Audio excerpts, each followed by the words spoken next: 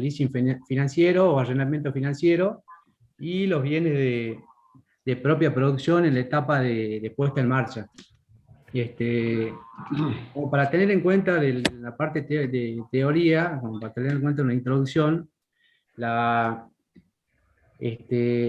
vean el informe 27 de CECIT, que trata específicamente de la parte del leasing financiero.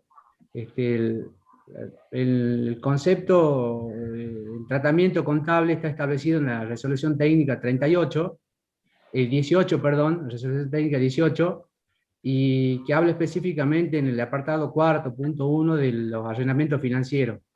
Ahí da un concepto de lo que es un arrendamiento, de lo que es arrendamiento financiero y lo que es arrendamiento operativo. Voy a compartir ahora una pantalla de una clase de la clase anterior del año pasado, donde se pueden ver estos conceptos.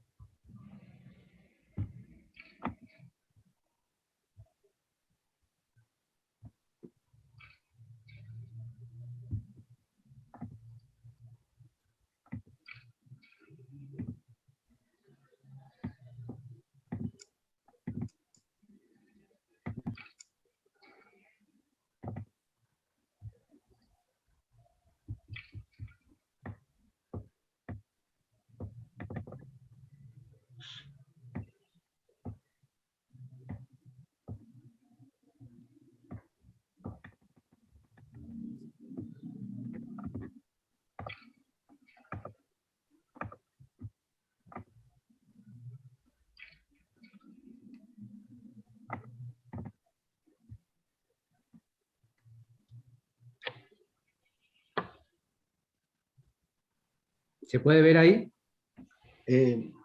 Ahora has empezado recién la función compartir. Ahí está. Listo, la resolución técnica 18 define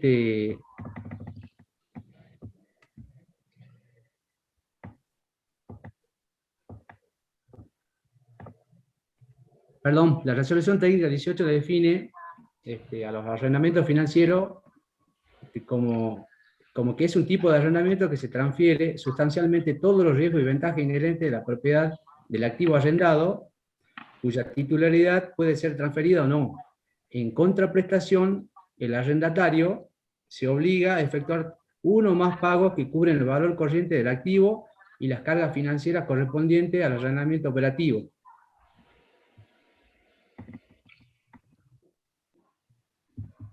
Perdón, no sé si me están viendo. Sí, estamos viendo, Ramón. Listo.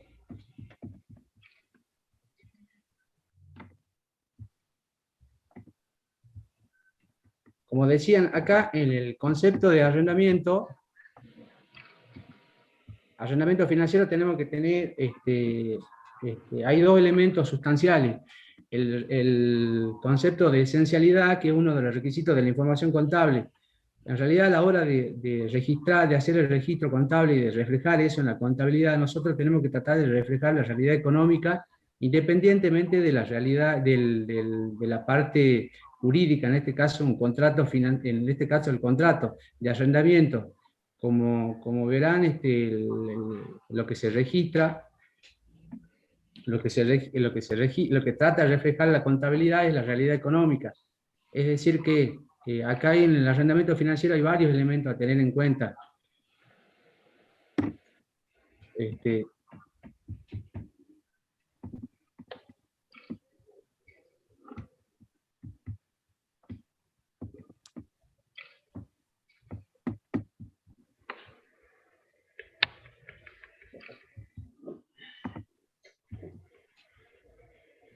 Varios elementos a tener en cuenta. En el arrendamiento financiero, el arrendador transfiere la propiedad y que en esa transferencia transfiere el uso, los riesgos inherentes del uso de la propiedad y las ventajas que se obtienen en el uso.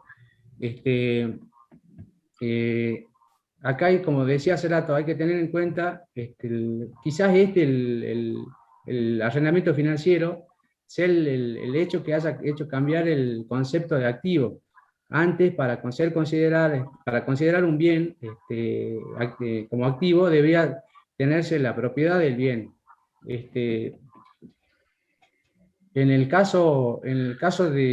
Actualmente la RT 16 estableció como un concepto de activo que no es necesario tener la propiedad, sino tener el control de los beneficios del bien, y ese bien tiene que tener un valor de cambio de uso para el ente. Ese valor de cambio de uso debe estar expresado en una equivalencia de dinero, o debe tener el bien ese la capacidad de producir este ingreso futuro.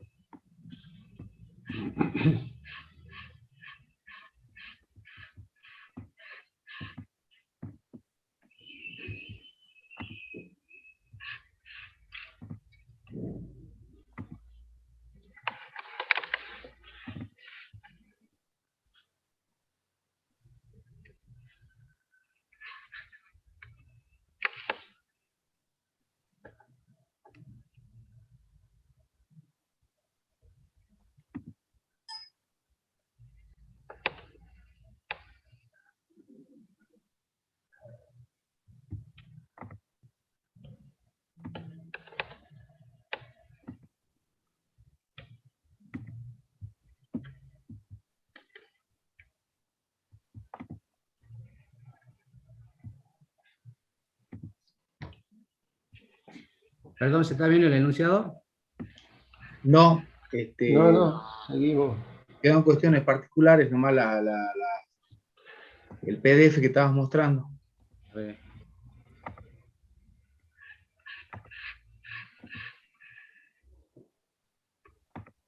Si no, es volver a entrar de nuevo. Ahí estoy.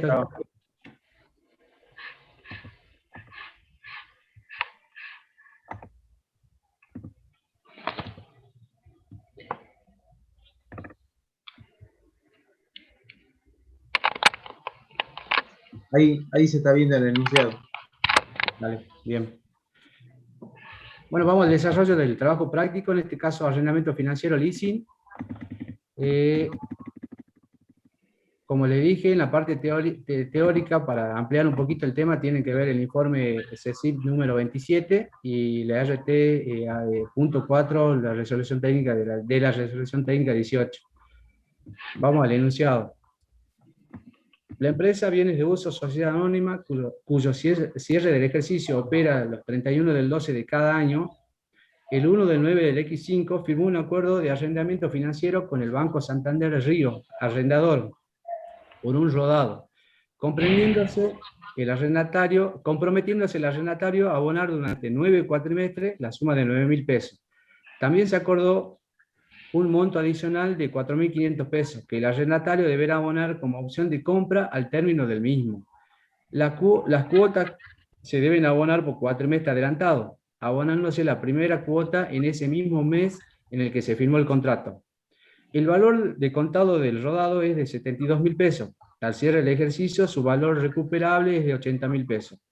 El valor del recupero es de 10.000 pesos y el costo del bien para el arrendador es de 65. El costo del bien para el arrendador es de 65.000 pesos. El coeficiente de reexpresión al 9 del 5 es de 1,10. Se pide realizar toda la registración contable, tanto en los libros del arrendatario como en el arrendador, y determinar el valor de cierre de los bienes de uso.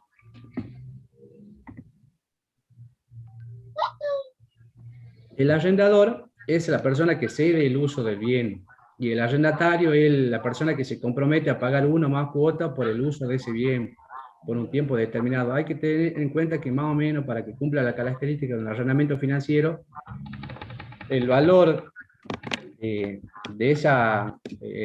valor del arrendamiento financiero más o menos tiene que cubrir lo que vale el bien de uso. Vamos a realizar los cálculos auxiliares.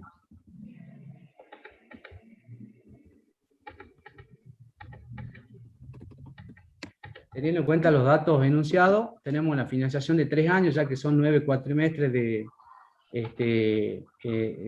se paga en 9 cuotas de cuatrimestrales, en 9 cuotas cuatrimestrales, que hacen un total de 3 años. El valor financiado, si nos vamos al enunciado, eran la cuota de 9.000 pesos, por 9 cuatrimestres nos da un total de 81.000 pesos, ese es el valor financiado. Teníamos también una opción de compra. También se acordó un monto adicional de 4.500 pesos como opción de compra. Con ello, también tenemos como dato que el precio de contado es de 72.000 pesos, que también nos dan en el enunciado, el valor de rodado es de 72.000 pesos, y con eso hacemos el cálculo de los intereses. Sabíamos que cuando no teníamos una tasa de referencia para descontar, una tasa de descuento para descontarle, para saber el tema de los intereses, sabíamos que era el valor financiado menos el precio de contado. En este caso adicionamos los 4.500 pesos, que es la opción de compra del bien ese al finalizar el arrendamiento. Es por ello que nos quedan los intereses por 13.500, que surge, como les decía, del 81.000 pesos, más los 4.500 del valor de la opción de compra, y menos los 72.000 pesos, que es el precio de contado del bien. Con ello nos da un total de 13.500, que son los intereses a devengar. Ello, para ir haciendo el devengamiento cuatrimestral, lo dividimos en 9 cuotas, que son cuotas cuatrimestrales, para hacer el devengamiento cuatrimestral.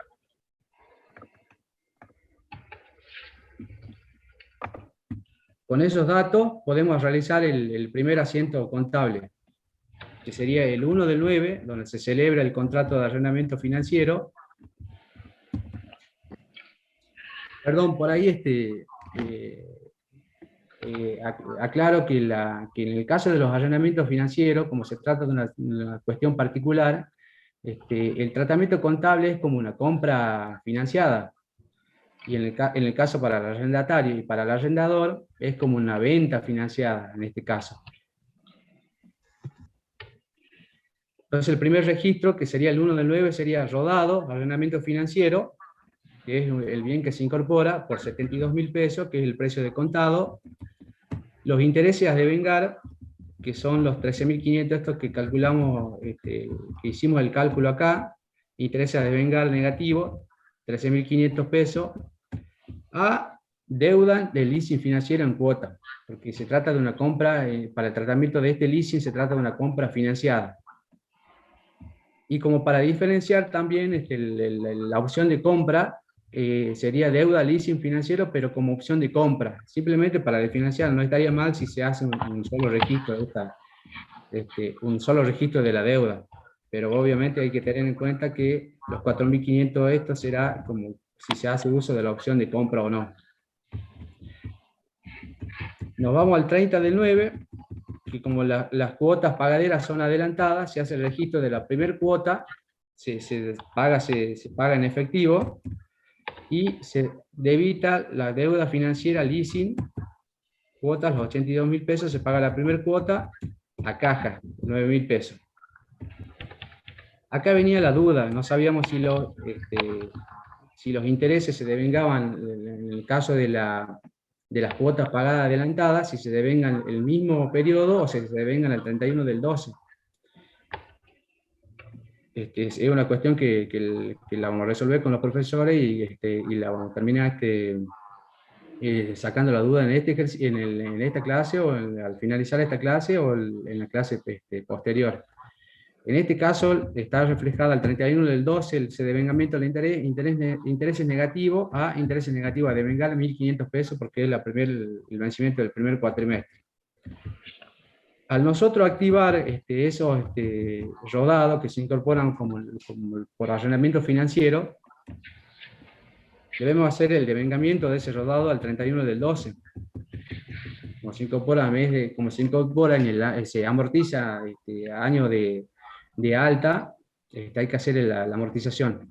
O sea que amortización y rodado, amortización acumulada, los 12.400, y estos 12.400 surgen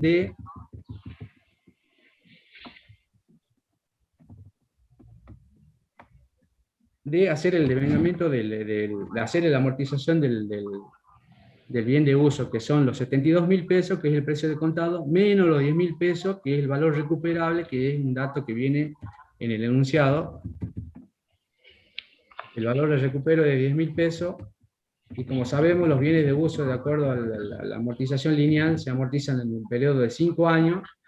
Entonces los 72.000 pesos menos los 10.000, dividido a 5, nos da una amortización anual de 12.400. O sea que el asiento era amortización rodado, amortización acumulada rodado. También teníamos como dato que el coeficiente de reexpresión al 9 del 5 es de 1,10, 1,1. Entonces los cálculos auxiliares, de acuerdo al cuadrito que ya ustedes los conocen, es rodado, arrendamiento financiero, que son los 72.000 pesos del precio de contado que se adquiere el rodado que se adquiere en septiembre, es el valor de origen por el coeficiente, nos da el valor, valor original expresado. Y la diferencia entre el valor original expresado menos el valor de origen nos da el RECPAN, en este caso un RECPAN positivo de 7.200 pesos. El asiento sería rodado, arrendamiento financiero, a RECPAN, por 72.000 pesos. 7.200 pesos, perdón. Y también se amortiza, también expresamos las amortizaciones acumuladas de 12.400 pesos por 1,1 nos da 13.000 valor, nos da un valor de origen reexpresado de 13.640, que menos los 12.400 nos da un RECPAN de 1.240. El asiento sería RECPAN a amortización acumulada rodado. Como ya lo dijo en clase anterior el contador Villar, no se amortizan los intereses porque los intereses ya tienen pueden tener contenido un componente en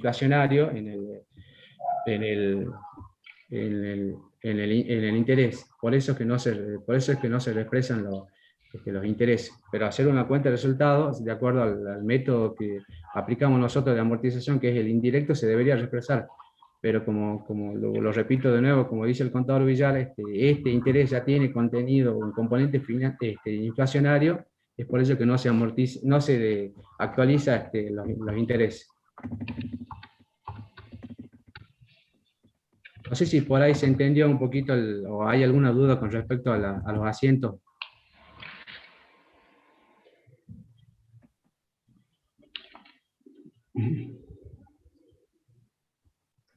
Hasta ahora no hay nada, Ramón. Desde el punto de vista desde el arrendatario.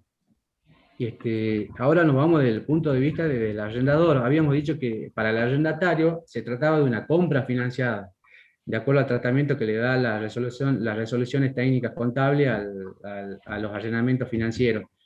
En el caso del arrendador, se trataría de una venta financiada. Volvemos a los mismos asientos, como habíamos dicho, si para el arrendatario era una compra, para el arrendador es una venta, entonces una venta financiada. Entonces volvemos a los mismos asientos, acá sería el 1 del 9 del X5, la fecha está mal.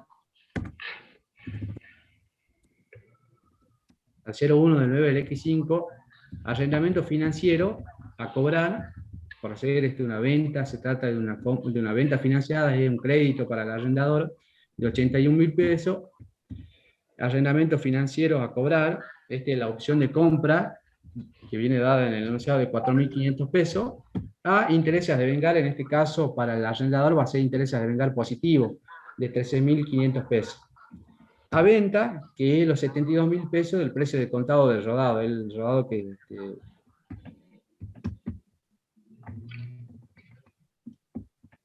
y al dar de baja un rodado tenemos que hacer el asiento de costo. En el enunciado también teníamos el costo del bien para el arrendador, que era de 65.000 pesos. Entonces el asiento sería, para darle baja el rodado,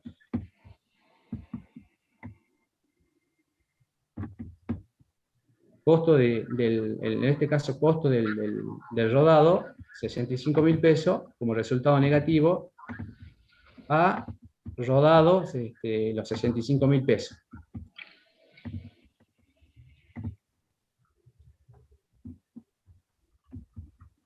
Y al 30 del 9, como las cuotas estaban pactadas anticipadas, se debe hacer el asiento del cobro de la primera cuota. Banco Santander Río Cuenta Corriente a arrendamiento financiero a cobrar 9.000 pesos. En ese mismo mes también hacemos el devengamiento de los intereses. Intereses a devengar positivo 1.500 a intereses positivos a devengar 1.500. A intereses positivos, perdón. Intereses positivos a devengar a intereses positivos por 1.500. Ahí estaba la duda, porque en el enunciado nosotros tenemos resuelto, tenemos la resolución, en el caso del arrendatario, al 31 del 12, el devengamiento de los intereses. Y en el caso del arrendador, lo tenemos al 30 del 9, por eso teníamos la duda si se devengaba en el momento del pago o se devenga al momento de la finalización del cuatrimestre, el devengamiento de esos intereses. No sé si hay alguna duda o quieren que repita algo.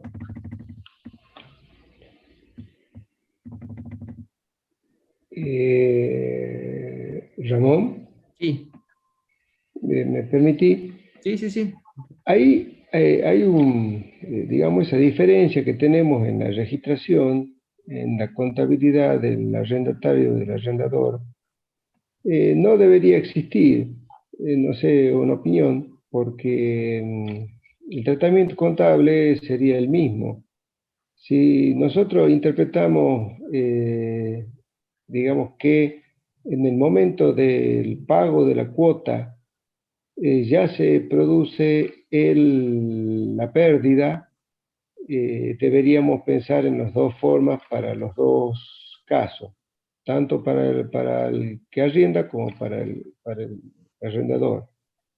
Entonces, aparentemente hay un errorcito, digamos, no, deberíamos, si yo tuviera que optar, opinión personal, yo optaría por el formato que usa el arrendador, porque al margen de que yo cobre la cuota en una fecha, el interés, digamos, se produce, es una ganancia en el momento en que transcurre el tiempo correspondiente. De todos modos, podría interpretarse, para mí sería la más correcta, pero no es tampoco que esté mal la otra, respecto a que si yo pago por adelantado la cuota y esa cuota contiene un interés, en ese mismo momento yo haga ya el devengamiento del interés, por supuesto, haga aparecer la pérdida. Entonces, pero el problema que no sé si es el mismo que tenemos todos, es que sea distinto el procedimiento, cuando conceptualmente el movimiento es el mismo. No sé si se entiende. Sí, yo coincido también con vos, más allá del tema de cuándo se produce el devengamiento, yo también opino lo mismo que vos, pero tanto para el arrendador como para el arrendatario, el momento de la registración debería ser el mismo. Por eso surge la duda con respecto al tema de la fecha, que están en las resoluciones que nos proporcionaron a nosotros. Claro. Claro. Perdón. Sí. Como los intereses son cuatrimestrales, ¿no es cierto? Al 1 del 9 está perfecto el asiento ahí. Yo reflejo los intereses a devengar. Como adelanto la cuota pura, si quieren llamar, de 9.000, el tiempo no ha transcurrido, también esa es otra interpretación, el tiempo no al 30 del 9 el tiempo no ha transcurrido para que se devenguen la totalidad de los intereses, me refiero a los 1.500, y sí se devengan completamente al cierre del ejercicio, por eso, que coincide, por eso al 31 del 12 recién tengo la totalidad de los intereses devengados, que son los 1.500, no obstante haber pagado la cuota al 30 del 9. Ese es un criterio. Pero sería, como vos decís, debería ser el mismo criterio en la parte del arrendador, ¿no es cierto?, de reflejar al 31 del 12 los 1.500 como los intereses ganados. Así que bueno, también es cierto, en el afán de la solución del práctico, ¿verdad?, que no es que están en contacto el administrativo del arrendatario con el administrativo del arrendador también. Sí, totalmente. El criterio que tomó el contador o el administrador del arrendatario, dice, bueno, ¿cuándo hago la operación? El 1 del 9. Bien, al 30 del 9 yo pago una cuota, pero yo sé que los intereses son cuatrimestrales. Entonces, cuando sea el cierre, al 31 del 12, listo, ahí haré el devengamiento total de los intereses. Bien, por otro lado, el arrendador, si vos bajás un poco más, dice, como yo cobré la cuota, el 30 del 9, ¿sí?, automáticamente ahí devengo también los intereses positivos. ¿Me entienden? Aunque los intereses hayan sido cuatrimestrales. Yo me quedo con la opción no del arrendador, sino del Arrendatario. arrendatario. Bueno, bien.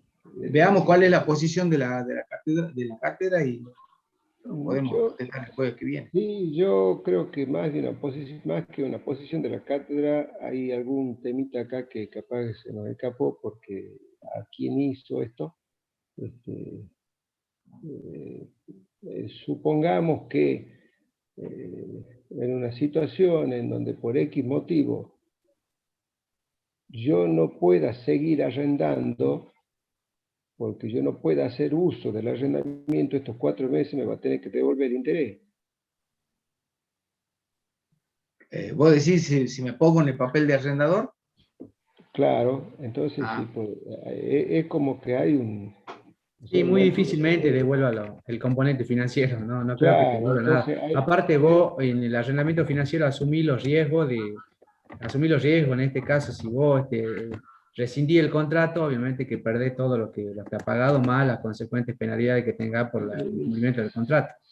seguramente, lo que está bien, quizá me refiero a que el pago anticipado implica tener un derecho a 4 meses de arrendamiento, ¿sí?, a algo que tiene que suceder.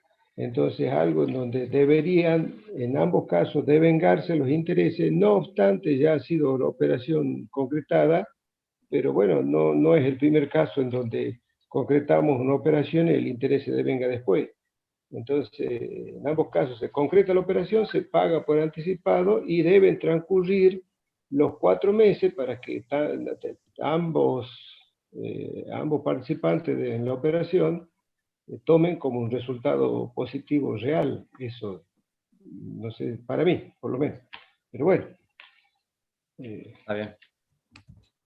Sí. ¿Te parece, Ramón? Lo dejamos para una revisión con alguna consulta nuestra y lo... Sí, por eso había dicho que cualquier cosa, o si no lo respondemos ahora, ahora lo podemos responder en la clase siguiente. Pero no estaría mal igual el hecho de reflejarlo al cierre del ejercicio, como dice Aldo. Igual, de todas formas, no sé si quedó alguna duda con respecto al práctico, más allá de ese punto en particular. Profe, ¿de dónde sacó la vida útil en la amortización del ejercicio? La vida útil, como te decía hace rato, como se trata de un rodado, tomamos como una amortización lineal y le damos la vida útil al rodado de 5 años. Entonces, Discúlpame, Ramón. Sí. Ustedes deben haber visto en primer año, y nosotros por ahí lo sostenemos, generalmente los rodados, la amortización, la vida útil es de 5 años. Las instalaciones y otros bienes de uso son 10. Si es un inmueble, es 50 años. La parte amortizable, tengan en cuenta que dentro de un inmueble ustedes tienen una parte que es tierra y una parte que es edificable. la parte del edificio es la que se considera normal que se amortice en 50 años, no así la tierra. Por eso son costumbres, si quieren llamar, que ya están adoptadas. En un parcial, si no les tocara o no les dijeran nada con respecto a los rodados, ustedes deben tomar 5 años, o de última preguntan, ¿verdad? En este caso no lo dice el planteo, por eso tomamos la vida útil del rodado, lo que generalmente se considera que es 5 años. Si fuera una maquinaria, si fuera una instalación, si no nos dice nada, el planteo son 10 años. ¿Está bien? Instalaciones, creo que repetí también, ¿no? Las instalaciones Instalaciones, muebles y útiles 10 años, sí. Y como lo habías dicho, los inmuebles 50 años. Después, si quieren ir más fino también, si es propiedad horizontal, es un porcentaje de la amortización. Si es una vivienda única, también es otro porcentaje, pero generalmente eso se explica, ¿verdad? La propiedad horizontal, que sería un departamento, donde el cual el porcentaje de la amortización es el 70 y la tierra el 30. Y si es una propiedad normal, que no sea un edificio, es 80 y 20. Eso se pacta, o si no se usa, o sea, es aceptado por las normas técnicas, es aceptada por las normas comerciales, si quieren llamar, incluso por el AFI, que sea de esa forma. Bueno. De todas maneras, igual en un parcial le van a poner exactamente cuál es la vida útil. No lo van a dejar a libre albedrío para que no haya confusiones y que tengan que justificar por qué toman una cantidad de años distinta a la que ustedes piensan, o a la que ustedes hubieran pensado. Sí, por ahí este práctico no tiene mayores complicaciones, sino que hay que verlo como que no se trata de un arrendamiento normal, de un arrendamiento, como le llaman las normas técnicas, un arrendamiento operativo, donde se mandaría ese arrendamiento al resultado del ejercicio. En este caso, como se trata de un arrendamiento financiero, la diferencia está que el tratamiento contable es como para el arrendatario, es como una compra financiada. Y en el caso, desde el punto de vista del arrendador, es como una venta financiada. Por ahí el tratamiento si le dan en el parcial, el tratamiento va a ser similar. Ok. Quizá la pregunta, ustedes chicos ahí, la pregunta que yo haría sería, profesor, ¿qué pasa si al final del arrendamiento financiero decido no comprar el vehículo, no hago uso de la opción? ¿Cuál es el asiento que debería hacer? Eso hubiera sido una buena pregunta. O qué pasa si yo tengo una amortización pactada en 5 años, ¿verdad? Y después decido darle de baja con anticipación, devuelvo, no devuelvo, deshago la operación. Esas preguntas quizás son interesantes, ¿verdad? Si ustedes no hacen el uso de la opción, automáticamente tienen que hacer el contrasiento. ¿Qué van a hacer? Deuda, leasing financiero, operación de compra por 4.500 a rodado a arrendamiento financiero por 4.500. Lo dan vuelta y listo, se terminó. Y si el contrato les permite a ustedes que a mitad del arrendamiento también puedan hacer uso de la devolución del bien contra algún reconocimiento que podría pactarse también de parte de la deuda, obviamente también hacen el contrasiento. Pero normalmente generalmente se hace la opción de la compra y el bien después del tiempo que pasó del contrato queda ya definitivamente con título y todo como un activo para la compañía o para la empresa. Y por ahí agregando algo a eso, esta opción de compra es muy inferior al precio que tiene el bien en el mercado, por eso es difícil que no se haga uso de esa opción. Sí, normalmente es así. Depende, hay empresas mineras que estas operaciones de leasing funcionan generalmente en grandes empresas agropecuarias o empresas de transporte. Yo lo he visto en empresas mineras en la Barrigol, que está en San Juan. Compran camionetas 4x4, ¿verdad? Y las hacen mediante un sistema de leasing. Y no hacen nunca la opción de compra. Directamente cuando se vence el contrato, automáticamente contratan un nuevo leasing haciendo el cambio de las camionetas.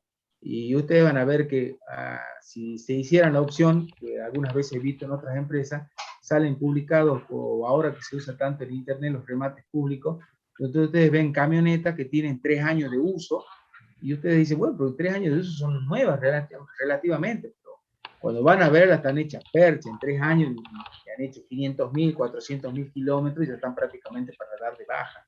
Por eso es que si ya no las usan las empresas es porque no, su vida útil se agotó totalmente, no porque hayan pasado 3 años. En este caso, ¿qué tomaríamos nosotros? ¿Una vida útil de 5 años? No, ¿verdad? Tomaríamos una vida útil menor, porque la estamos justificando. Les doy otro ejemplo, chicos, que me pasó a mí en el frigorífico allá en Pichanal. Cuando se incorporaron nuevas tecnologías, se compraron computadoras años a años, le hemos dado una vida útil de 5 años, porque tecnológicamente a los 5 años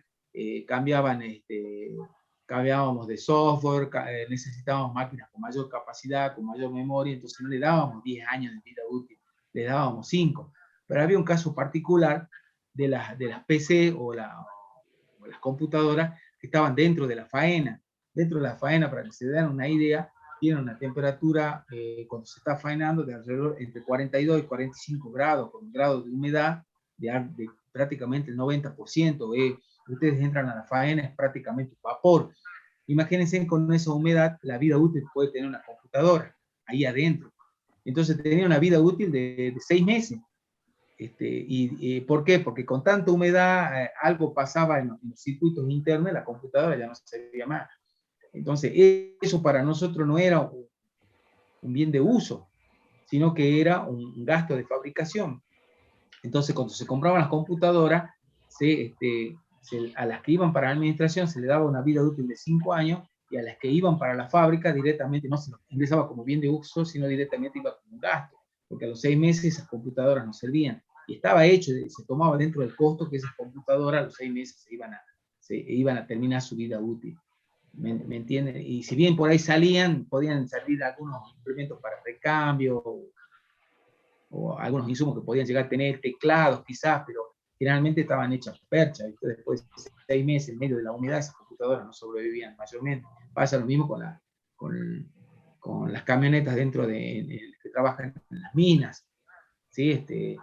Hacen grandes esfuerzos con grandes cantidades de kilómetros, y esos vehículos al término de 2 o 3 años ya les tienen que dar de baja porque ya no cumple con la función para la que fueron adquiridas. Entonces, el negocio de los contratos de leasing es más de lo normal, de lo que uno podría llegar a pensar, sobre todo cuando se dan en grandes empresas que manejan muchos recursos y que necesitan muchos bienes de uso, sobre todo cuando se trata de rodados, ¿sí? Bueno, era algo más para sumar. Bueno, che, no veo preguntas, ¿no? No sé si se han ido todos. ¿Qué ha pasado? Bueno, Ramón, si querés, continúa con el... Sí, como le repito, el informe 17 de CECIP, creo que está en la plataforma, no sé si lo han subido todavía, pero ahí está detallado el tema de la cuestión particular esta de los arrendamientos financieros. Por ahí estaría bueno que le peguen una mirada, una leída. Bueno, la otra cuestión particular es los bienes de propia producción en el periodo de puesta en marcha. Ahí preguntan si es el único trabajo práctico si es el último, perdón, trabajo práctico de bienes de uso. Creo que es el último. No, hay el método de revaluación. Sí, hay uno más, Hay uno de más. revalúo. De revalúo. Una cosita, si me permite, Ramón, ahí Sí. Respecto a los arrendamientos, es un concepto que por ahí necesita que los chicos hagan una lectura de la definición de qué entienden las normas técnicas por qué es un activo.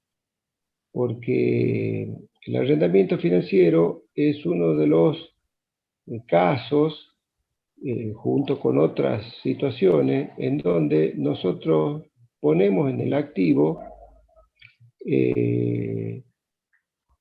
derechos que tenemos sobre algunos bienes, no obstante no tener la propiedad de los bienes. Entonces, por eso hablamos de que cuando nosotros tenemos un activo, por supuesto siempre dice debido a un hecho ya ocurrido, nosotros controlamos los beneficios que produce el bien que tenemos. Y en este caso entra a jugar el arrendamiento. Fíjense en que nosotros, no obstante no ser de nuestra propiedad, sí lo amortizamos al cierre del ejercicio. ¿Qué es lo que hay dando vuelta en este tema?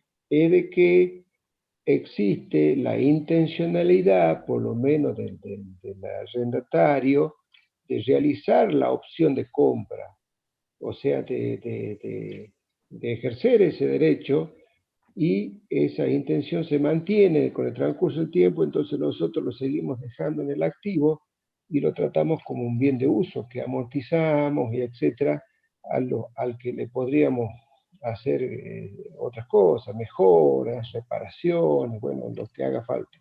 Entonces, así lo encaramos, siempre y cuando exista esa intención, que por supuesto aparentemente es obvia porque existe un contrato en donde así se dispone, ¿no es cierto?, que va a ser en ese formato.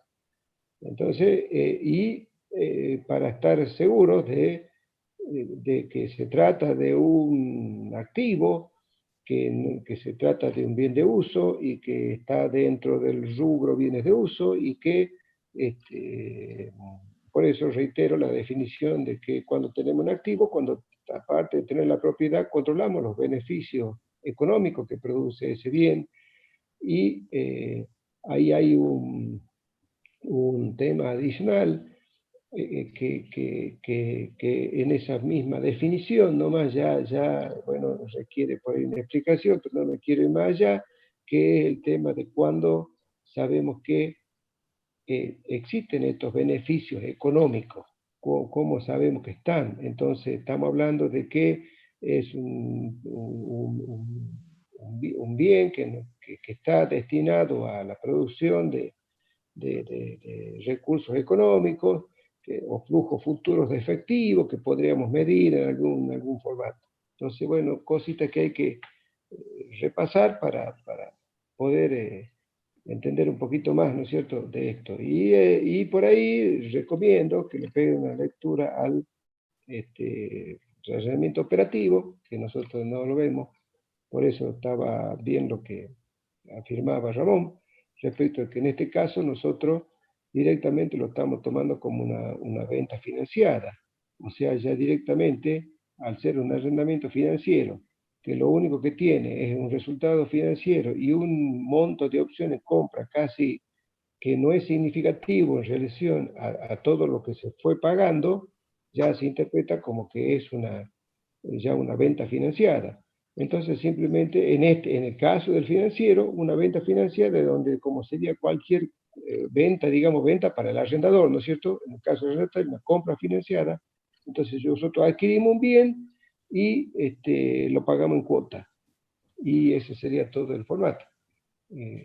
No obstante, existir... Acá hay una pregunta. Discúlpame, Gustavo. No hay Acá hay problema. una pregunta, dice, profe, ¿qué pasa si a mitad de esto, dice, supongo que sea a mitad del contrato, decido ya no seguir con la contratación? ¿Qué hace? Bueno, supóngase que justo en la mitad, como dice usted, el alumno póngale que no es que decido no pagar, sino supóngase que no puedo pagarlo más. Bueno, da de baja la deuda, ¿sí? Y después me voy a ver el contrato, a ver cuál es la cláusula castigo que tengo por unilateralmente dejar de cumplir este contrato. Y ese castigo, esa multa que tenga que pagar, la mandaría a pérdida, ¿sí? Y eso sería todo. Entonces, si vos subís un poquito más, Ramón, el primer asiento que hiciste, ustedes tienen un asiento que es que dice rodados arrendamientos financieros a deuda lícita en 72.000 y 81.000, porque ahí están incluidos los intereses. Si llego a la mitad, yo doy vuelta al asiento hago deuda leasing a rodado arrendamiento financiero por la parte que me falte, por la parte que me falte cumplir. Y después haría un asiento posterior por las multas, porque nada es gratis en este mundo, más si hay un contrato de por medio. Me iría a las cláusulas de rescisión que tenga el contrato y me tendré que atener a las multas y castigo que tenga que pagar por haber deshecho el contrato en forma unilateral.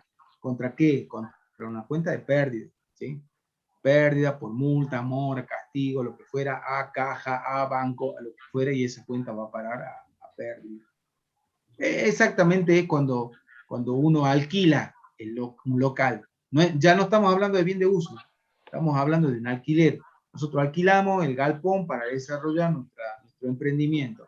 Si el emprendimiento no funciona y después tenemos un contrato por 3 años y al año y medio o a los 2 años decidimos cerrar, y bueno, tendremos que con anticipación decirle al dueño del galpón que vamos a desocuparlo, veremos cuáles son las cláusulas de rescisión y nos atendremos a alguna multa o algo que castigo que tenga el contrato por rescindir el contrato en forma unilateral a mitad de camino. Y Sí. por eso yo había nombrado el requisito de esencialidad en la información. Más allá de la figura, en este caso un contrato de leasing financiero, de un arrendamiento financiero, la realidad es que la empresa tiene la intención de adquirir ese bien, por eso se trata de una compra financiada. El tratamiento contable que le da la profesión es una compra financiada. Y la contabilidad lo que tiene que tratar de reflejar es esa realidad económica. Si a la mitad del camino, como dice el contador, no sé, quiebra la empresa y no puede no puede seguir pagando las cuotas, lo que hay que hacer es evaluar el crédito y cancelarlo. En este caso, o bien mayorizar cada una de las cuentas que están registradas y cancelarlas. ¿No? Y bueno, obviamente cada contrato, como dice el contador, nada es gratis, tiene sus cuestiones particulares en caso de que se rescinda unilateralmente el contrato. Hay otra pregunta ahí, Ramón, que dice, ¿qué pasa? Que no tendría sentido en este sentido. Si pagué todo por adelantado, ¿qué pasa, profesor? Y si pagaste todo por adelantado, es imposible que hayas hecho un leasing, directamente hiciste una compra de contado. ¿Me entendés? En el leasing, precisamente, el arrendatario se mete en un contrato de leasing porque no lo puede comprar de contado al bien. Lo puede comprar, pero en cuotas. Si va a pagar todo el leasing por adelantado, habrá hecho un mal negocio porque, en definitiva, no era la forma de contratar o de adquirir un bien más conveniente, financieramente hablando, para él. Si hubiera tenido todas las cuotas pagadas por adelantado y directamente no hubiera hecho contrato de leasing, directamente hubiera hecho una compra a menos cantidad de cuota o bien una compra de contado y punto. No sé si me explico. Es muy raro que yo haga un contrato de leasing y adelante todo el contrato de leasing pagado por adelantado. Es difícil. Sí, no así cuando uno contrata un alquiler, un local, vuelvo al ejemplo anterior, un galpón, por ejemplo, yo arreglo ya en el precio, digo, bueno, el alquiler es por 3 años, bueno, te pago los 3 años, ¿a qué precio me lo alquilas? La plata la tengo ya, pero yo sé que nunca ese galpón va a ser mío, ni voy a tener cuota de opción de poder comprarlo, ¿me entienden? Entonces ahí sí yo puedo jugar financieramente con el dueño, por supuesto un arreglo que a él también le convenga, y decir, bueno, no es que me vas a cobrar este año un precio, el año que viene otro precio, sino que te adelanto toda la plata ahora y bueno, voy a alquilar por 3 años. ¿Sí? Es distinto el tipo de negociación en este aspecto. En este caso ustedes tengan en cuenta de que el bien que están comprando, el arrendamiento, ese va a quedar para ustedes. O sea que al final del contrato, cuando yo hago uso de la opción de compra, ese bien queda ya para la empresa, queda como un activo definitivo, con título y todo, ¿de acuerdo? Bueno, no sé qué otras preguntas más hay. Sí, agregando un poquito más a eso, Aldo, en el informe 17 de CECIP establece una serie de elementos para considerar un leasing financiero. Una de esas es la que vos decías, en el contrato tiene que estar establecida una opción de compra al finalizar el arrendamiento, más o menos el periodo del arrendamiento tiene que cubrir gran parte de la vida útil del bien, entre otros elementos que tiene que cumplir para ser considerado arrendamiento financiero. Claro, si no, no deja ¿No el tiene sentido? espíritu Claro, del arrendamiento financiero. Que si yo voy a comprar, voy a pagar todo por adelantado. ¿Me entiendes? claro. Acá hay otra pregunta, dice, profe, y si el bien no llega en las condiciones pactadas, ¿qué sucede? Yo interpretaría, era un rodado el ejemplo, ¿verdad? ¿Qué Rodado, sí. sería? Que la camioneta o el furgón o lo que estoy adquiriendo no llega en las condiciones pactadas. No sé, que no tenga los metros de capacidad que yo había pedido. Bueno, eso se va a ver. En el momento que ustedes firman el contrato de leasing, es en el momento que ustedes tienen el bien. Por supuesto que usted, el vendedor les hará firmar la conformidad, un remito de conformidad de que el bien está en las condiciones y en la forma que ustedes lo quieren, para recién firmar el contrato. Si no, no tiene sentido. No pueden ustedes firmar un contrato sin tener el bien en las condiciones y las capacidades que ustedes lo contrataron, o con las opciones que tiene el bien que ustedes están adquiriendo. Esta es una adquisición financiera, ¿sí? Así como decimos, es un contrato de arrendamiento financiero, es una adquisición pactada en cuotas, ¿entiendes? Bueno, si no llega en las condiciones pactadas que usted sucede, no firmen el contrato directamente. Bien. No, en el caso de que el rodado, por ejemplo, se rompa en la mitad de la ejecución del contrato, el Capaz arrendatario, que se obviamente, refiere a eso. claro, el arrendatario asume los riesgos de eso. No es que vos, se te rompe el rodado, lo podés devolver. Obviamente que tenés que asumir los riesgos y tenés una serie de penalidades ahí. Y me imagino que vos, si se te rompe el rodado, tenés que asumir los riesgos. Y listo, se te acabó. Por supuesto. Lo normal sería que vos tenés un vehículo en estas condiciones, lo estás comprando en estas condiciones, lo primero que tenés que hacer es contratar un seguro, ¿verdad? Un seguro precisamente para si el vehículo se destruye, vos estés cubierto. El contrato va a seguir igual. Bueno,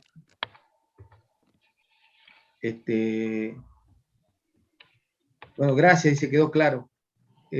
Sigamos entonces, Ramón, ¿te Listo, parece? listo.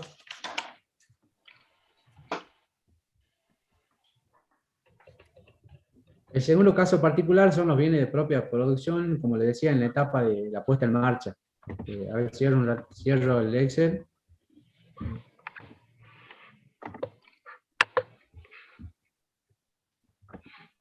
Tenés que salir de compartir la pantalla, si no, no se va a abrir nada.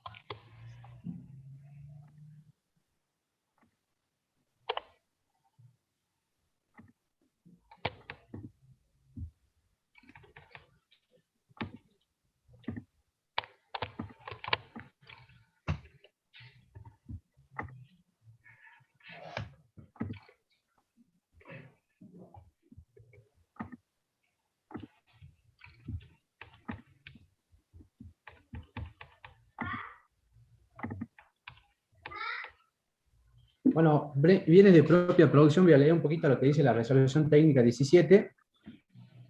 Los bienes de uso construido normalmente estarán terminados cuando el proceso físico de construcción haya concluido. Sin embargo, en algunos casos, para que el activo pueda ser utilizado de acuerdo con el uso planeado, se debe cumplir además con un proceso de puesta en marcha de duración variable, durante el cual se lo somete a pruebas hasta que las mismas indican que se encuentra en condiciones de operar dentro de los parámetros de consumo y producción especificados en el proyecto inicial de construcción y considerados necesarios para lograr su viabilidad económica. En esta situación, los costos normales directamente asociados a dicho proceso, incluyendo los de las pruebas efectuadas, deben agregarse al costo del bien de uso. Cualquier ingreso que se obtuviere por la venta de producciones que tengan valor comercial deberá tratarse como una reducción de los costos del bien de uso, referidos en el inciso anterior. La activación de estos costos cesará cuando el bien alcance las condiciones de operación antes mencionadas.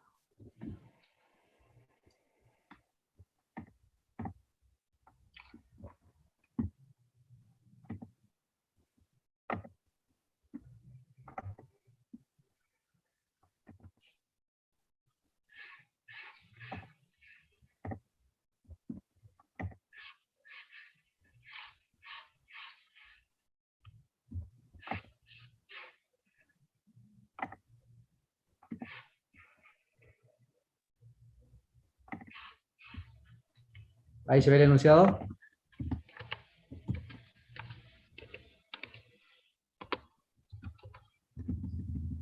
Sí, Ramón, sí se ve.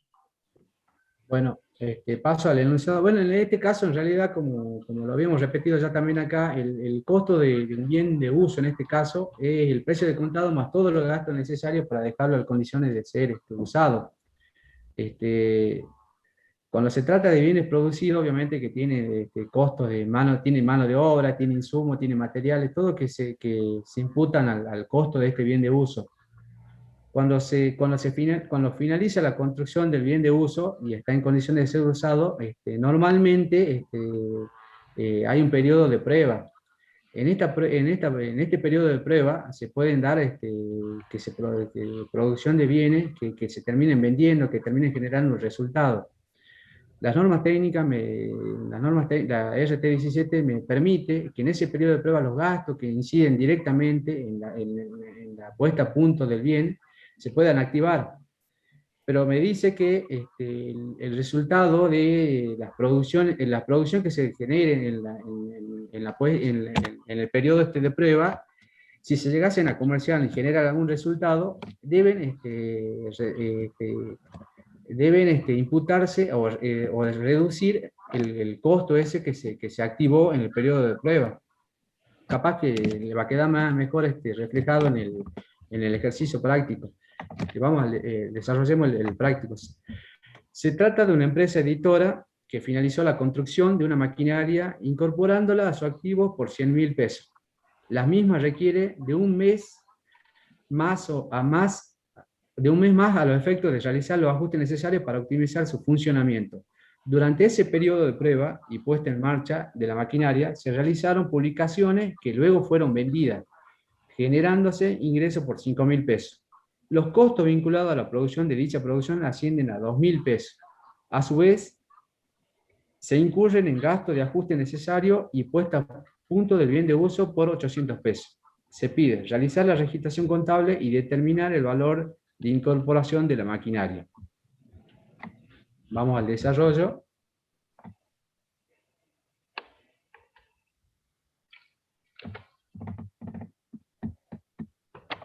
Y teníamos como dato que se incurrieron en gastos necesarios para la puesta a punto del bien de uso por 800. La norma técnica en ese periodo de prueba me permite activar los gastos que se generan, que incidan directamente en el costo del bien de uso. Entonces, el asiento sería maquinaria, a caja, no me dice si se puede pagado financiado en efectivo o no, por consiguiente lo tomamos que fueron pagados en efectivo. Maquinaria, caja por 800 pesos. Estos son los gastos necesarios para poner el bien, para poner a punto el bien en ese periodo de prueba. También me dice que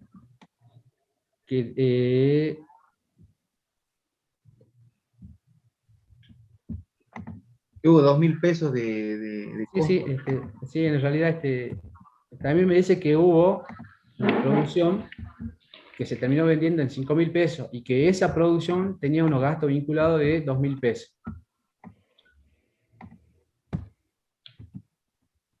Ese costo para la producción de esos bienes, obviamente que no inciden en el costo del bien de uso. Entonces, costo de las publicaciones, en el periodo de prueba, 2.000 pesos a caja. Y vamos a reconocer el resultado que se generó por la producción en ese periodo de prueba. Me dice que vendimos las publicaciones por 5.000 pesos.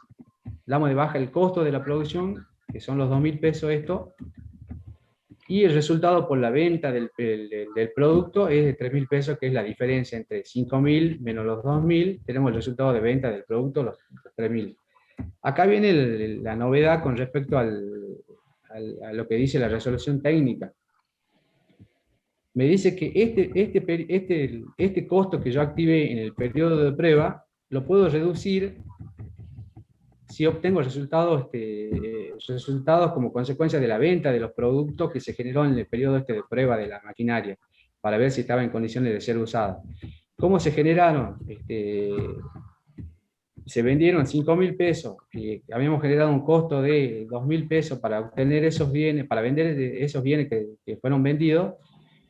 Tenemos un resultado de 3.000 pesos. Este resultado reduce el costo de los 800 pesos que se había reconocido acá en el periodo de prueba en 800 pesos. Entonces se baja el resultado, se debita el resultado de venta del producto por 800 pesos y se da de baja la maquinaria por 800 pesos, que es lo que se había activado acá como consecuencia de los gastos de funcionamiento para poner a punto el bien de uso. Estos son los asientos que se hacen en este caso particular. También hay un informe de CSIC, el informe número 30, donde detalla más o menos algunos elementos a tener en cuenta en este cuenta para su tratamiento contable. ¿Me permite, Ramón? Sí, sí, sí. Había en algunos momentos una duda respecto a si, ¿por qué no tomaba yo como reducción del costo el total del monto de la venta de los productos de prueba? Y en algunos casos, algunos autores hasta lo interpretan que como posible, porque la intención de hacer el producto de prueba no es la venta, sino es que la venta es una situación adicional que sucede consecuencia de que existe la posibilidad de venderlo. Entonces, y aparece el informe 30 de la Federación que da una opinión al respecto y nosotros tomamos esa interpretación como válida. Entonces, el resultado el resultado de la venta que tiene y que se imputa tiene una limitación. Por eso los 800 pesos, eso, que son lo único que puedo tomar cuando yo tenía un resultado de la venta mayor, está limitado a los gastos producidos por el proceso de punto, por el procedimiento de prueba. Entonces, los gastos de puesta a punto. Por eso, esos gastos están limitados a ese monto. Entonces, creo que en el planteo debería decir que los gastos de puesta a punto son de 800 pesos. Y entonces, nosotros, no sé si dice en alguna parte, no sé, dice en alguna parte así. Lo dice, ¿no? A su vez, dice, a su vez, se incurren en gastos de ajuste necesario y puesta a punto del bien de uso por 800. Exactamente. Ese es el límite. O sea que no importa cuánto los vendemos, el límite para tomar son 800 pesos. Podríamos quizás venderlo a más a los productos, pero el límite para poder tomar, digamos, de reducción de costos respecto a la maquinaria son los 800 pesos, que son los gastos en que se incurrieron específicamente por la puesta a punto que dio lugar a la producción de esos bienes. Gustavo, a mí me gustaría explayarme un poquito en lo que denominamos puesta a punto o periodo de prueba. Si bien lo han explicado en la teoría, un poco para refrescarle a los chicos, no sé qué te parece. Cuando nosotros compramos una maquinaria, en este caso, ¿verdad? Tenemos el costo en sí de la máquina. En este caso, supónganse que la compramos en Buenos Aires a un precio X. Luego tenemos el transporte. ¿Ese transporte forma parte del costo? Sí, forma parte del costo. Tenemos que hacerle un seguro. ¿Ese seguro forma parte del costo? Forma parte del costo. Llega a Salta, la subimos a un camión y la traemos a la empresa. Esos gastos del changarín que sube la máquina, ¿forman parte del costo? Sí, forman parte del costo. ¿Sí? La instalamos dentro del galpón para que empiece a funcionar. Todos esos gastos forman parte del costo, eso no hay discusión. Ahora, Ya tenemos la máquina lista, ya está instalada, ya se hizo la parte eléctrica, se dispuso el espacio donde va a estar la máquina, ya está lista para que empiece a funcionar. Luego, ¿qué pasa? Técnicamente en esos momentos no es cuestión de agarrar, prender el botón y que empiece a producir la máquina. Generalmente se hace una puesta a punto, un periodo de prueba, que es la calibración de la máquina, si a ver qué cantidades de cosas puede producir por hora, si las produce bien, en este caso una imprenta. Entonces se hacen pruebas para ver si el color, si la cantidad de tinta es la correcta para empezar la producción normal. Entonces, esas pruebas es lo que se denomina puesta a punto o periodo de prueba. Durante esta puesta a punto o periodo de prueba pueden surgir gastos. Sí, pueden surgir gastos. Esos gastos, ¿los vamos a mandar al costo? Lo vamos a mandar al costo. Entonces, ¿hubo gastos necesarios en la puesta a punto del bien? Sí. ¿Cuánto hubo? 800 pesos. Esos gastos pueden mandarse al costo. Sí, señor, se mandan al costo. Por eso hemos hecho maquinaria a caja por 800 pesos. Y hemos empezado la producción en periodo de prueba. Da la casualidad, ¿verdad?, que en este periodo de prueba, ¿sí?, produjimos publicaciones y las pudimos vender. Entonces, si pudimos producir, hubo un costo de papelería, de tinta, ¿verdad?, que se refleja en el asiento de costo de publicación a caja, porque eso lo tuvimos que pagar.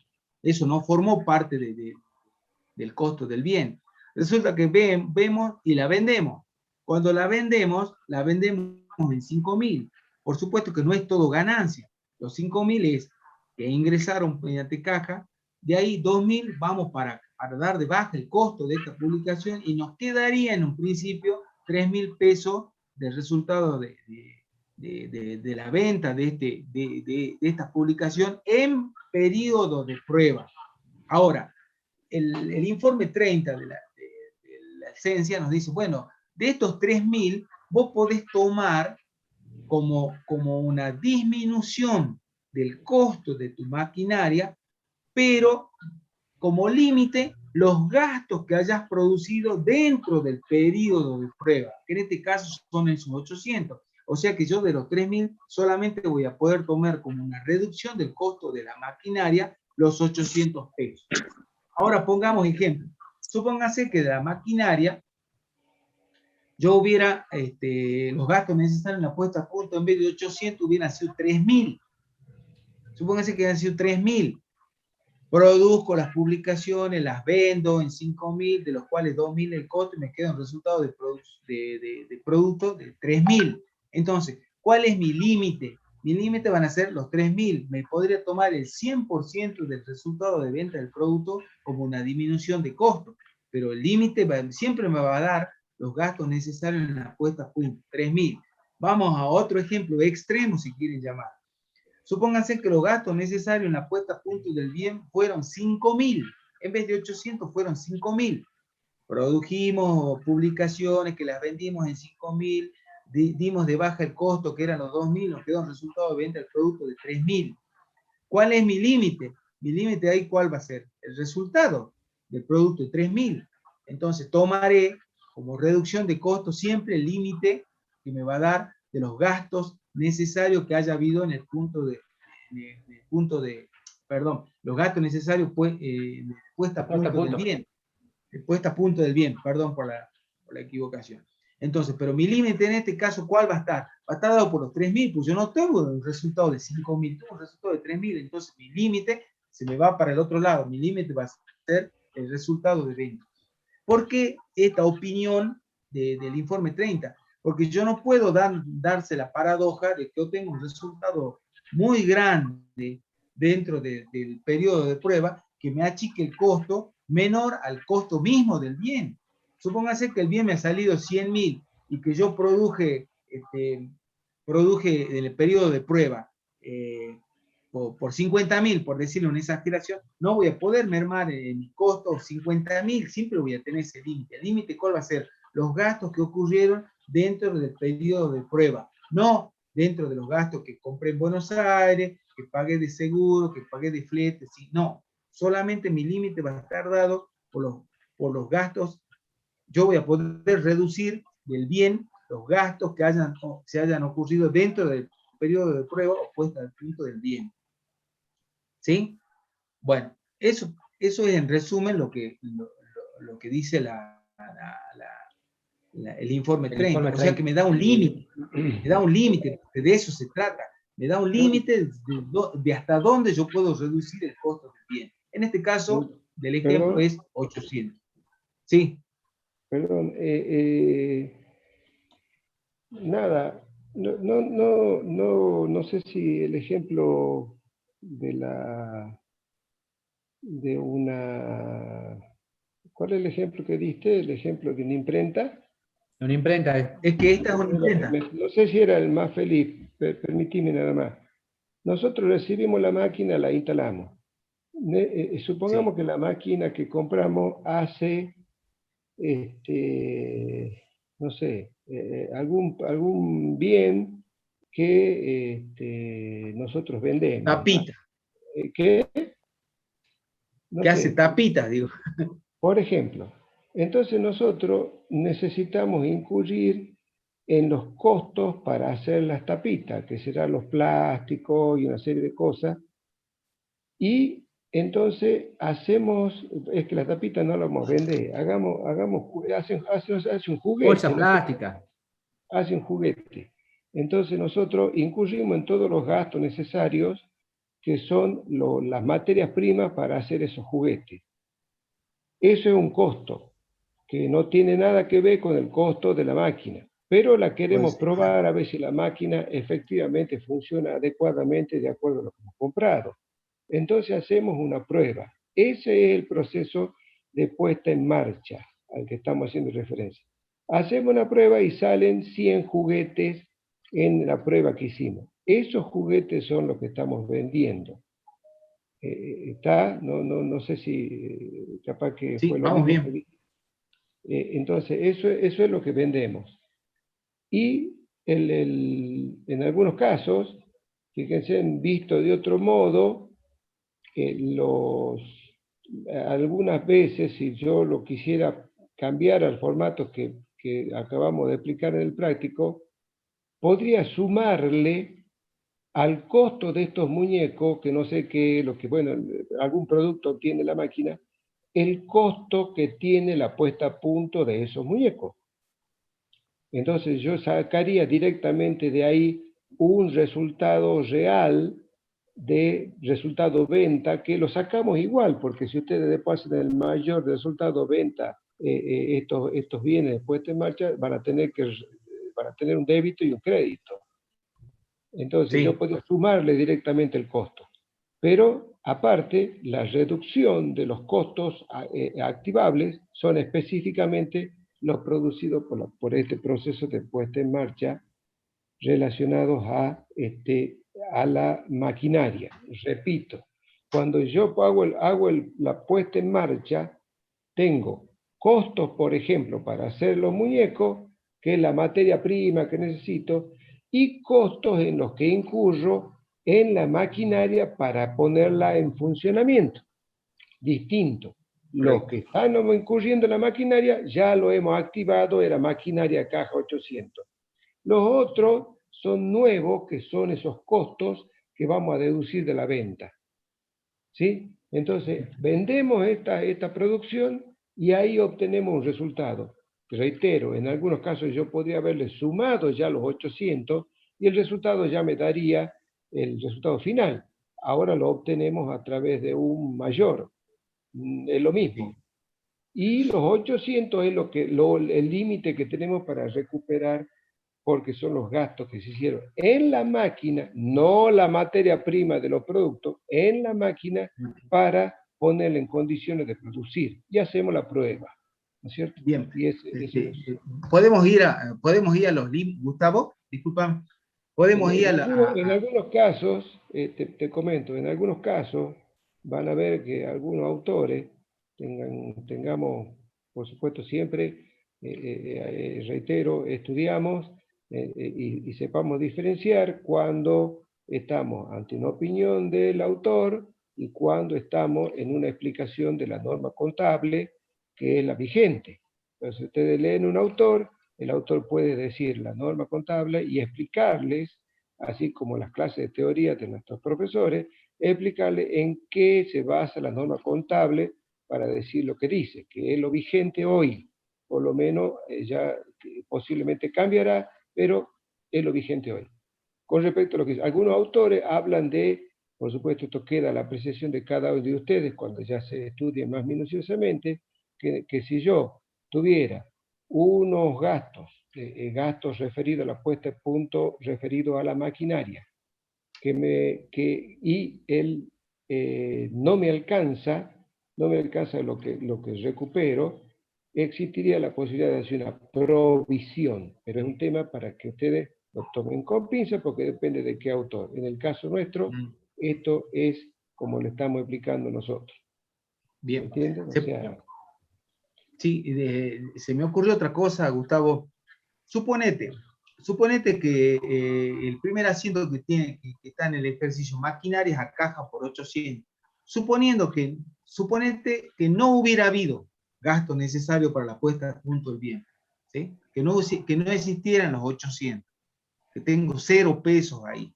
Yo hago el costo de la publicación por 2.000, la caja 2.000, vendo en 5.000 lo producido, doy de baja el costo y doy de alta el resultado por venta de 3.000, ¿verdad? Yo no existiría el último asiento que está en rojo porque no tendría que deducir. Exactamente, no existiría. ¿Por qué? Porque sería... siempre el límite va a ser mi gasto necesario en la puesta de punto. En la puesta a punto. Entonces, nada más que eso. Entonces, el último asiento de 800 no existiría. Directamente quedaría así. ¿Por qué? Porque yo no podría ir más allá del costo en sí de la máquina por tomarme una reducción porque quisiera. Acá hay un alumno que pregunta, ¿por qué a ver, voy a leer para no confundirme. Dice, contador, ¿por qué aparece la cuenta venta y hay un costo de venta? Quizá está confundido el alumno porque en un solo asiento hemos hecho caja a costo a resultado venta del producto. Para hacer un poquito más sencillo, digamos. Nosotros cuando hemos empezado a producir, ya sea las publicaciones, en el caso del ejemplo de estas máquinas, las publicaciones, nosotros hemos incurrido en costos, insumos, tinta, de lo que fuera. Eso lo hemos pagado por aparte. Entonces, costo de publicaciones a caja por 2.000. Eso se entiende, ¿verdad? Bien. Por otro lado, tuvimos la venta. Entonces, nosotros podríamos haber hecho caja a ventas por los 3.000. Pero en algún momento tenemos que dar de baja el costo. En este caso lo hemos dado de baja en un mismo asiento. No sé si se entendió. O sea, el costo de las publicaciones tiene que estar dado de alta en el momento que se incurre y tiene que estar dado de baja en el momento que se produce la venta. Eso no es discutible. De todos modos, no sé si ahí va el alumno. Supongamos que yo tuviera una máquina que produjera teclados para computadora. Y entonces podría haber un tiempo entre que tengo los teclados y después los vendo. En ese momento debería activar los teclados, quizá a eso se refiere, como un bien de cambio con alguna denominación específica para no mezclarlos con los que después se empiezan a producir, y saber que son los teclados del momento de la puesta a punto o puesta en marcha. Entonces tenerlo en el activo y entonces sí aparecería el asiento como él creo que lo está interpretando. Yo haría caja ventas y después haría costo mercadería vendida a teclados, no sé qué nombre, teclados correspondientes a la puesta en marcha. Y después de ese movimiento, ventas menos costo mercadería, aparecería la cuenta que nosotros usamos en este asiento, que es el resultado de la venta de los bienes en el proceso de puesta a punto. No me parece, no sé qué opina, menor la pregunta del alumno, porque nosotros hacemos aparecer un resultado, venta directamente, como si la operación se hubiera hecho casi instantáneamente, o sea, se sí, Gustavo, yo entiendo lo mismo. En este asiento en el primer asiento lo que activamos obviamente son los costos de puesta a punto de la maquinaria que inciden directamente en la puesta a punto de esa maquinaria, valga la redundancia. Exactamente. Acá hay otra.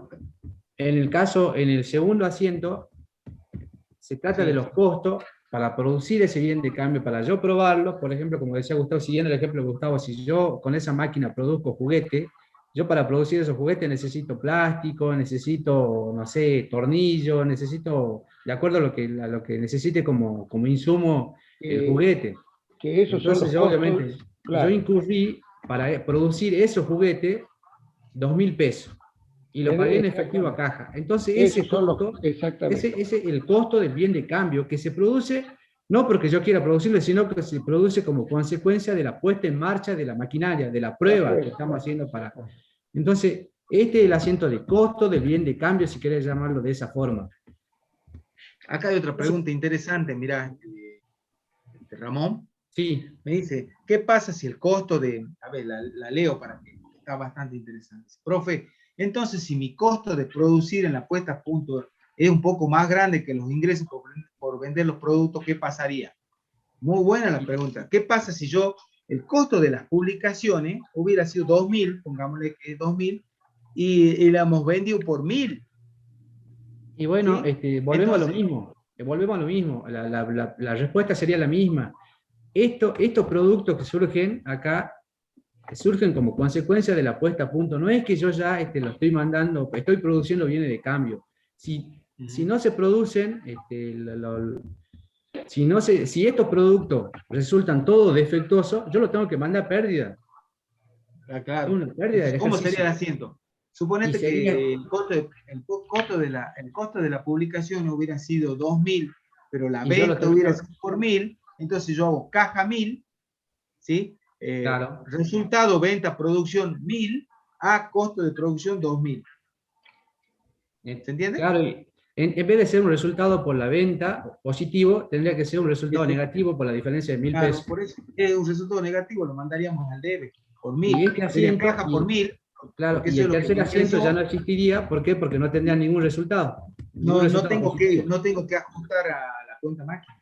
Claro, y este asiento quedaría tal cual como está. Sí, bueno, ese asiento va a estar tal cual como está, siempre.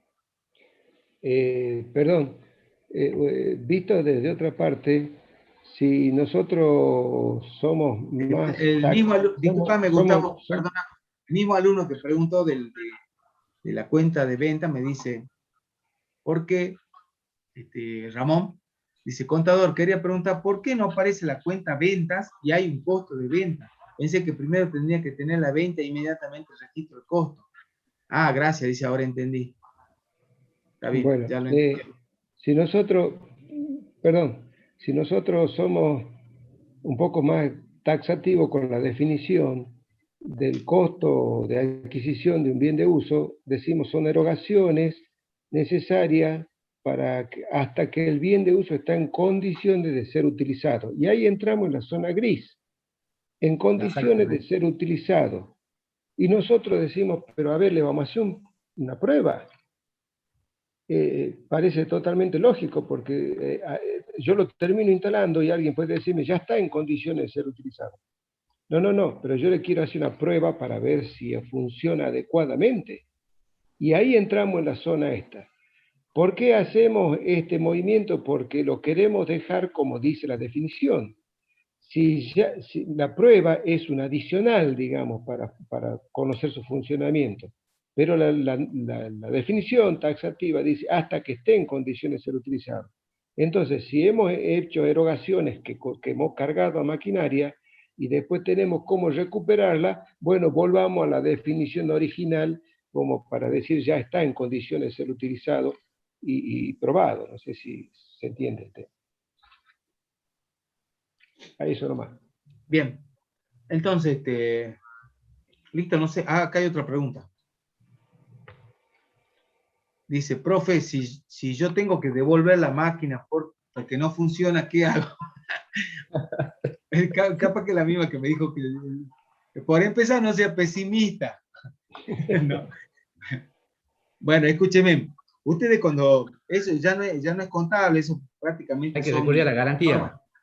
claro, usted si está en un emprendimiento y va a comprar una máquina de cajón, que quien lo asesore a usted, que seguramente deben ser un abogado, ¿no? ¿Verdad?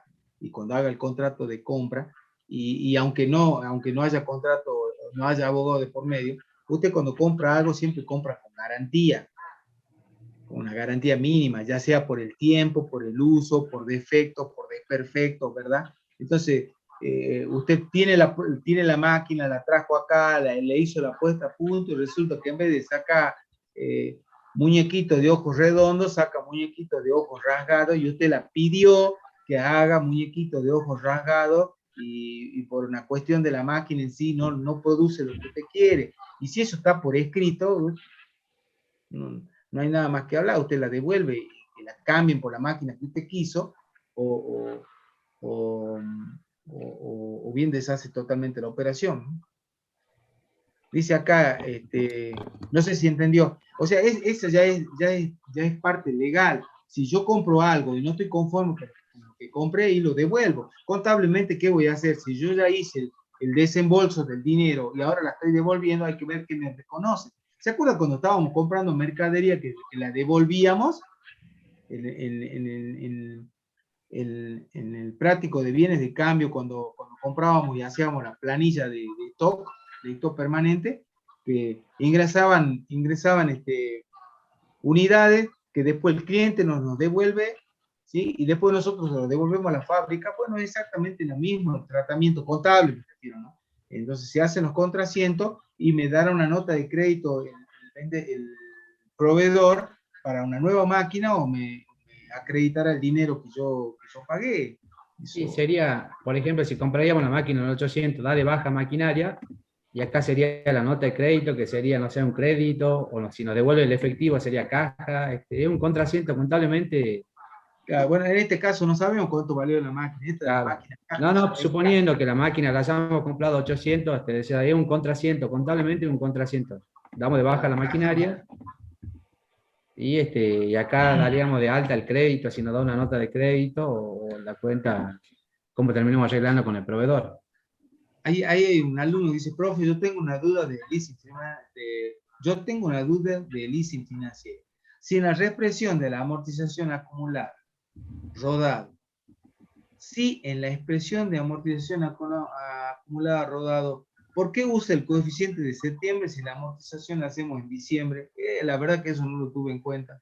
No, ¿Vos, Ramón, puedes hacerlo yo? el coeficiente surge, acuérdense, es un cociente entre dos índices, el índice de diciembre, el índice de cierre, sobre el índice base, que sería el índice de septiembre.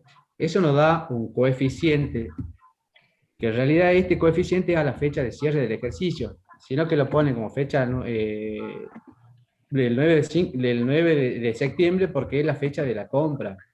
Pero ese tienen que tener en cuenta que el coeficiente surge de un cociente entre un índice de cierre y un índice base.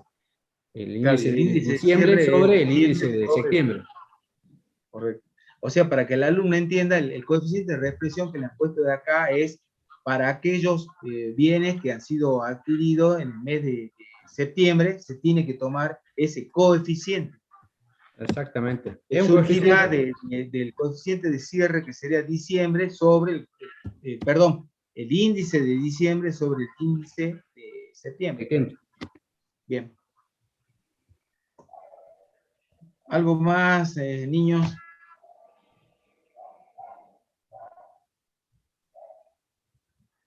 Ok, gracias. Bueno, sí. Si no hay más preguntas, Entonces, debemos para el jueves el tema que del venga viendo asiento los intereses. de los intereses, a ver cómo lo tomamos, terminamos de tomar. ¿Está? Bueno, ¿vos te encargas de eso, Ramón? Listo, listo, listo. Listo. Bueno, bueno chicos, si no hay alguna otra pregunta, nos estamos despidiendo hasta el día jueves, Dios mediante, con el mismo link. Ya saben que de acá hasta que termine el curso seguiremos con el mismo link de Zoom. Bueno, hasta Bueno, luego. Nos vemos, Bueno, gracias. chicos, Chao, gracias por la atención. Nos estamos viendo el día jueves. chao. Chao.